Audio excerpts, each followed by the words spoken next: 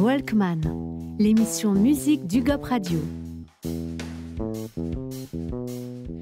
Bonjour à tous, bienvenue sur UCOP Radio, la radio du 12. Aujourd'hui dans notre émission Walkman, nous avons Milo. Nous avons un musicien, Milo. Bonjour, merci beaucoup d'avoir accepté notre invitation. Comment tu vas ? Bonjour déjà et merci beaucoup pour l'accueil. Moi ça va très bien. Écoute. Très bien. Alors aujourd'hui on va parler de ton parcours de musicien. Tout d'abord, question classique. Comment ça a commencé ? Comment tu as découvert ta passion pour la musique ? Ok, cette question on la pose souvent. Il faut savoir que déjà j'ai commencé le solfège dans l'éveil musical aux alentours de 5-6 ans. Donc on faisait beaucoup par exemple de cymbales, on faisait la lecture de notes. Après j'ai continué avec l'accordéon pendant une dizaine d'années. Après j'ai enchaîné avec la guitare.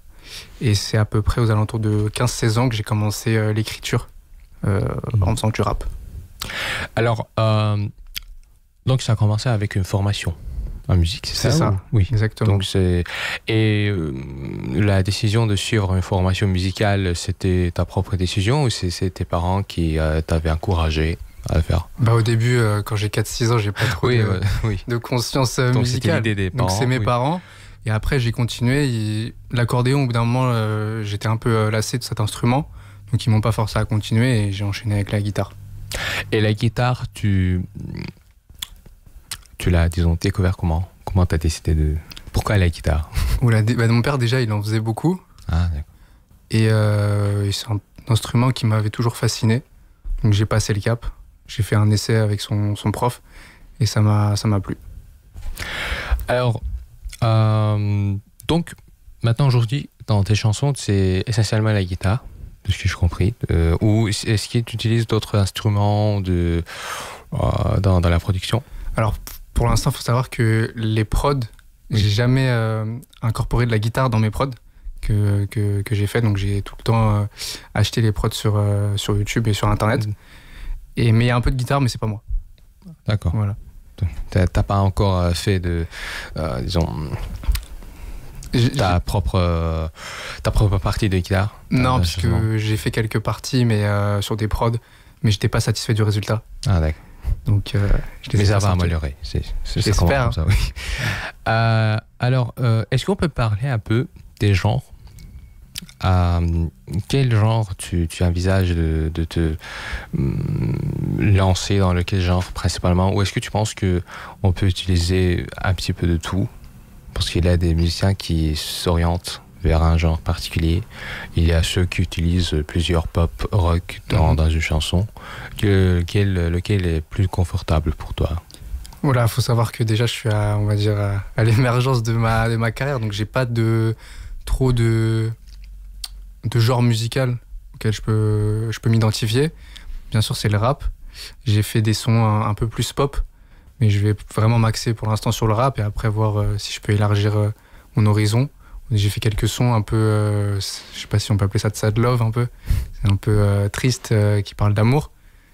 Mais pour l'instant, j'ai pas de genre à proprement parler dans lequel je peux m'identifier. Mais est-ce que tu penses que par exemple le rap, ça pourrait aller bien avec la guitare? Oui. Oui. Ah oui, bien sûr. En général, le rap, c'est plutôt avec... c'est pas souvent avec des instruments classiques. C'est pour ça que je demande, est-ce que tu as déjà essayé de voir si le rap allait bien avec les guitares ou... Oui, j'ai déjà fait des sons qui étaient un peu pop où je faisais des refrains un peu plus chantés et des couplets assez rappés et ça va très bien. On peut assimiler les deux, on peut assembler les deux, pardon. Alors, en 2022, en décembre, tu as eu une première expérience sur scène, c'est ça? Oui. C'était, est-ce que tu peux nous en parler? C'était dans le cadre d'un festival, d'un événement? Alors, comment ça s'est passé? Pas du tout. Il faut savoir que j'ai commencé à enregistrer avec un ingénieur qui s'appelle Léo, qui est dans sa chambre. Il me fait enregistrer mes premiers sons. L'un aussi que j'ai sorti qui s'appelle Mirage. Et du coup, il enregistrait plutôt ses amis. Et donc, il a réussi à organiser un concert dans une salle à Lagny-sur-Marne. Ah, d'accord. Donc We Welcome, ça s'appelle. Et donc lui, il m'a demandé si je voulais participer. J'ai accepté avec grand plaisir. Il faut savoir que c'était ma première scène. C'est hyper stressant. Et en plus, je passais en premier, donc j'étais assez stressé. Mais ça s'est très très bien passé. Quels sont les thèmes principaux que toi, personnellement, tu évoques ou tu voudrais évoquer dans les productions de la chanson?